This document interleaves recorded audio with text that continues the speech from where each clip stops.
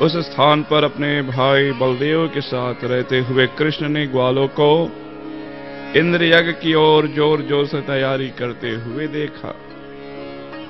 तद विज्ञानपि भगवान विनय पूर्वक झुककर प्रत्यक्ष अवनन अप्रेक्षत। पूछता है, सर्वज्ञ परमात्मा होने से भगवान श्री कृष्ण पहले से ही सारी स्थिति जानते थे, फिर भी विनीत भाव से उन्होंने अपने पिता नंद महाराज इत्यादि गुरुजनों से पूछा, भगवान श्री कृष्ण गोवर्धन पर्वत उठाने की लीला करने के लिए और इंद्र की मिथ्या गर्भ को चूर करने के लिए उत्सुक थे, इसीलिए उन्होंने बड़ी चतुराई से आसान यज्ञ के विषय में अपने पिता से पूछा। कथयथा में पिता किम फलम कश्यवो हेश। मतलब कि भगवान श्री कृष्ण ने कहा कि हे पिता, आप कृपया करके मुझे बताएं कि आप इतना सारा महत् प्रयास किस लिए कर रहे हैं, आप क्या करना चाह रहे हैं। यदि यह कर्मकांडी यज्ञ है तो यह किसकी तुष्टि हेतु किया जा रहा है और यह किन साधनों से संपन्न किया जाएगा। एदत्त भूहि महान कामो। हे पिता, कृपा करके इनके विषय में मुझे बताएं, मुझे जानने की बड़ी इच्छा है और मैं श्रद्धापूर्वक सुनने को तैयार हूं। जो अन्य को अपने तुल्य मानते हैं, जिनमें अपनी तथा पराये का भेदभाव नहीं है, और जो या नहीं विचार करते कि कौन मित्र है, कौन शत्रु है और कौन उदासीन है,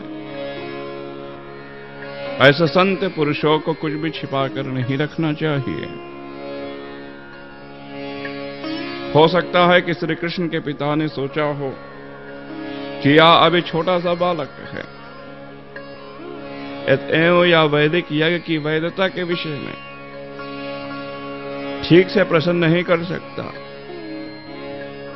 किंतु कृष्ण के चतुराई भरे कथन ने नंद को आश्वस्त कर दिया होगा कि श्री कृष्ण एक गंभीर प्रश्न कर रहा है, कोई उटपटांग प्रश्न नहीं, अतः गंभीर उत्तर दिया जाना चाहिए। सुहित उच्यते। भले ही नंद महाराज अपने मित्रों, शत्रुओं तथा निरपेक्ष दलों को अपने तुल्य न मानते रहे हो, किंतु अपना पुत्र होने के कारण भगवान श्री कृष्ण अवश्य ही विश्वसनीय मित्र थे। एवं अतरंग चर्चाओं में उन्हें छोड़ा नहीं जा सकता, उसको शामिल करना चाहिए। दूसरे शब्द में, भले ही ग्रस्त के रूप में नंद महाराज ने सोचा हो कि वे सर्वोच्च संत पद पर स्थिर होकर कर्म नहीं कर सकते, किंतु भगवान श्री कृष्ण ने कुछ अन्य तत्व प्रस्तुत किए, जिसके फलस्वरूप उनके पिता को उन पर विश्वास करते हुए यज्ञ के पूरे उद्देश्य को प्रकट कर देना चाहिए।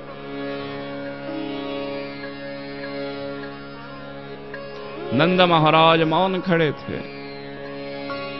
उन्हें अपने पितृ विलगांव की स्थिति पर संदेह हो रहा था,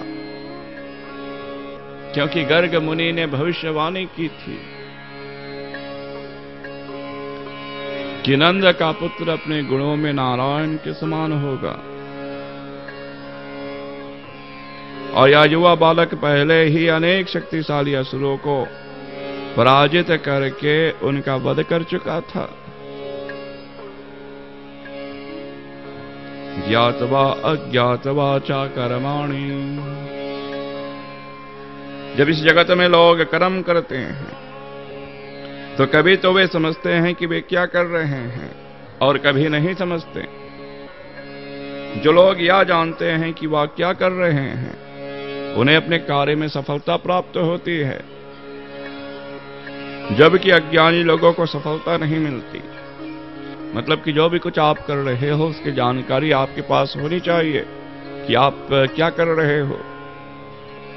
भगवान यहां अपने पिता को यह बता रहे हैं कि लोगों को चाहिए कि वे अपने मित्रों से परामर्श करके ही कोई विशेष उत्सव या कृत्य संपन्न करें।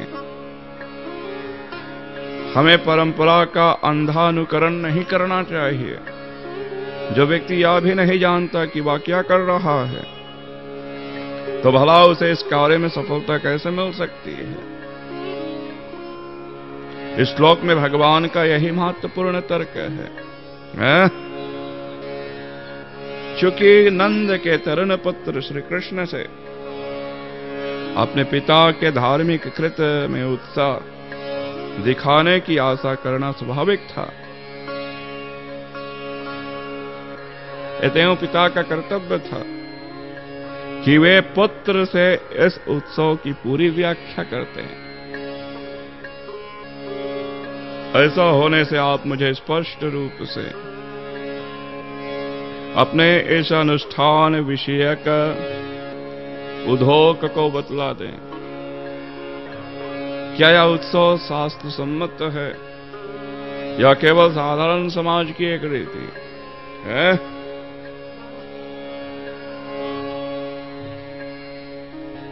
नंद महाराज ने उत्तर दिया, महान भगवान, इंद्र वर्षा के नियत्र है। ये बादल उन्हीं के साक्षात प्रतिनिधि है और ये ही वर्षा करते हैं जिससे समस्त प्राणियों को सुख और जीवनदान मिलती है।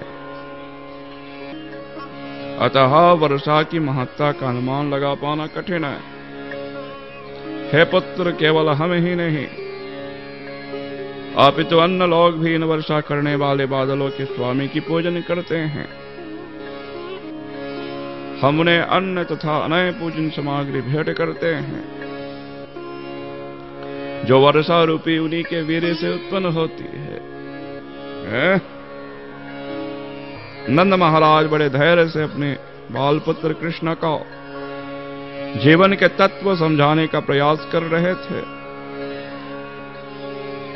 एक आश्चर्यजनक शिक्षा प्राप्त हुई। बोलो श्री वृंदावन बिहारी लाल की जय।